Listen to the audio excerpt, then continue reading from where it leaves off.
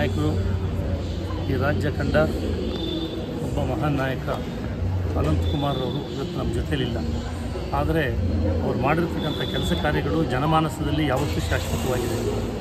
ಇವತ್ತು ಅವರ ಹುಟ್ಟುಹಬ್ಬ, ಜನ್ಮದಿನ, ಅದನ್ನು ಎಲ್ಲರೂ ಕೂಡ ಅವರ ಮಿತ್ರರು, ಕುಟುಂಬ ವರ್ಗದವರು, ಅಭಿಮಾನಿಗಳು ಎಲ್ಲರೂ ಸೇರಿ ಶ್ರದ್ಧಾಭಕ್ತಿಯಿಂದ ಆಚರಣೆ ಮಾಡ್ತಾಯಿದ್ದಾರೆ.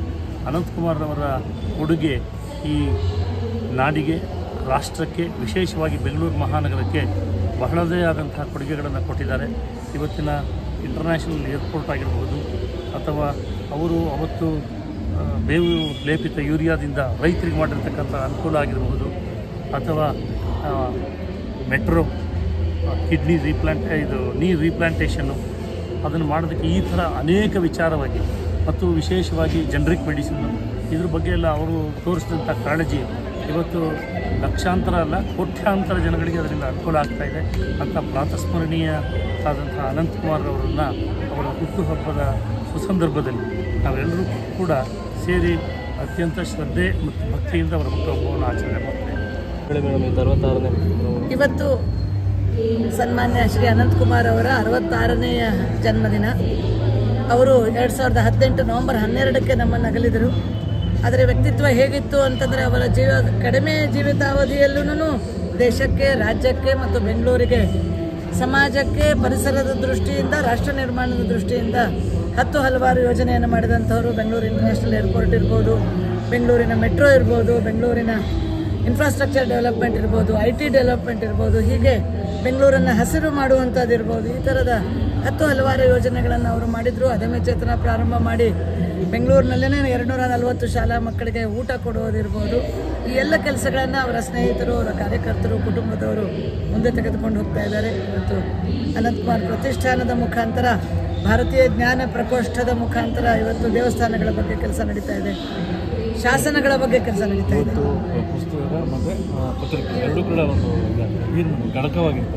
ಇವತ್ತು ಪತ್ರಿಕೆ, ಪ್ರತಿ ತಿಂಗಳ ಪತ್ರಿಕೆ, ಅದು ಅನಂತ ಪಥ ಅಂತ ಇದೆ. ವಿಶೇಷವಾಗಿ ಈ ಬಾರಿ ಅವರ ಇಡೀ ಜೀವನವನ್ನು ಹೇಳುವಂಥ ಒಂದು 2 ಪುಟದಲ್ಲಿ ಜೀವನವನ್ನು ಹೇಳುವಂಥದ್ದು. ಇನ್ನೊಂದು ಗೀತಾ ಕಥನ ಅಂಥೇಳಿ ಒಂದು ಪುಸ್ತಕ ಬಿಡುಗಡೆ ಮಾಡಿದ್ದೀವಿ. ಕನ್ನಡದ ವಿಶೇಷ ಗೀತೆಗಳನ್ನು, ಆ ಗೀತೆಗಳ ಮುಖಾಂತರ ಅನಂತಕುಮಾರ್ ಅವರ ಜೀವನವನ್ನು ಪರಿಚಯಿಸುವಂಥದ್ದು. ಕುವೆಂಪು ಅವರ ಗೀತೆ ಒಂದಿದೆ, ಓ ನನ್ನ ಚೇತನ, ಅದರ ಮುಖಾಂತರ ಅನಂತಕುಮಾರ್ ಅವರ ಪರಿಚಯ. ಕುವೆಂಪು ಅವರ ಗೀತೆ ಆಯಿತು, ಬೇಂದ್ರೆ ಅವರ ಗೀತೆ, ಈ ಥರ 10 ಗೀತೆಗಳು ಅನಂತಕುಮಾರ್ ಅವರ ಜೀವನದ 10 ಭಾಗಗಳನ್ನು ಹೇಳುವಂಥ, ಸಾರಾಂಶ ಹೇಳುವಂಥ ಗೀತಾ ಕಥನ ಕಾರ್ಯಕ್ರಮವೂ ಇದೆ. ಆ ಕಾರ್ಯಕ್ರಮದಲ್ಲಿ ಏನು ಹೇಳೋರಿದ್ದಾರೆ ಅದರ ಪುಸ್ತಕವನ್ನು ಬಿಡುಗಡೆ ಮಾಡಿದ್ದೀವಿ. ಜೊತೆಗೆ ಇನ್ನೊಂದು ವಿಶೇಷ ಕಾರ್ಯಕ್ರಮ, ಅನಂತಕುಮಾರ್ ಅವರು ಯಾವ ರೀತಿಯಲ್ಲಿ ಸಾಮಾನ್ಯ ಕುಟುಂಬದಿಂದ ಬಂದು ರಾಷ್ಟ್ರ ಮಟ್ಟದಲ್ಲಿ ಕೆಲಸ ಮಾಡಿದರು, ಅದೇ ರೀತಿ ನಮ್ಮ ಕನ್ನಡ ಶಾಲೆಯಲ್ಲಿ ಓದ್ತಿರುವಂತಹ ಮಕ್ಕಳು, ಅವರು ಯುವ ರಾಯಭಾರಿಗಳಾಗಬೇಕು, ಅವರು ನಾಯಕರಾಗಿ ಬೆಳಿಬೇಕು ಅಂಥೇಳಿ ಒಂದು ಕಾರ್ಯಕ್ರಮವನ್ನು ನಾವು ಇವತ್ತು ಘೋಷಣೆ ಮಾಡ್ತಾ ಇದ್ದೀವಿ, ಯುವ ರಾಯಭಾರಿಗಳು ಅಂಥೇಳಿ. ಆ ಕಾರ್ಯಕ್ರಮಕ್ಕೆ ಈಗಾಗಲೇ 90 ವಿದ್ಯಾರ್ಥಿಗಳು ಹೆಸರನ್ನು ಕೊಟ್ಟಿದ್ದಾರೆ, ಅವರೆಲ್ಲ ಬಂದಿದ್ದಾರೆ.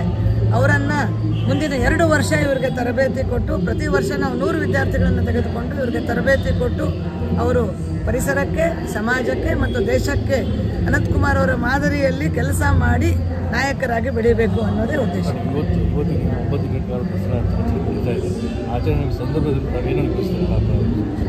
ಇವತ್ತು ನಾನು ಹೇಳೋದು ವಿಶೇಷವಾಗಿ ಅನಂತಕುಮಾರ್ ಅವರ ಜನ್ಮದಿನದಲ್ಲಿ ನಾವು ಹೇಳೋದು, ದಸರಾದ ಏನು ಈ ವಿಶೇಷ ಹಬ್ಬ ಇದೆ, ಈ ದುಷ್ಟಶಕ್ತಿಯನ್ನು ನಿವಾರಣೆ ಮಾಡಿ ಶಿಷ್ಟ ಶಕ್ತಿಯನ್ನು ಬೆಳೆಸುವಂತಹ ದುರ್ಗಾದೇವಿ, ತಾಯಿ ಚಾಮುಂಡೇಶ್ವರಿ ನಮಗೆಲ್ಲರಿಗೂ ಶಕ್ತಿಯನ್ನು ಕೊಡಲಿ, ಪರಿಸರಕ್ಕೆ, ಸಮಾಜಕ್ಕೆ ಮತ್ತು ದೇಶಕ್ಕೆ ಕೆಲಸ ಮಾಡುವಂತಹ ಒಂದು ಶಕ್ತಿಯನ್ನು ಕೊಡುವಂತಹ ಒಂದು ಪಡೆದುಕೊಳ್ಳುವಂಥ ದೇವಿಯಲ್ಲಿ ಪ್ರಾರ್ಥನೆ ಮಾಡುವಂಥ ಸಂದರ್ಭ ಇದು. ಹೇಗೆ ಅಂತ ಇವತ್ತು ನಮ್ಮ ನಾಡ ಹಬ್ಬ ಪ್ರಾರಂಭ ಆಗ್ತಿರುವಂಥ ದಿನ.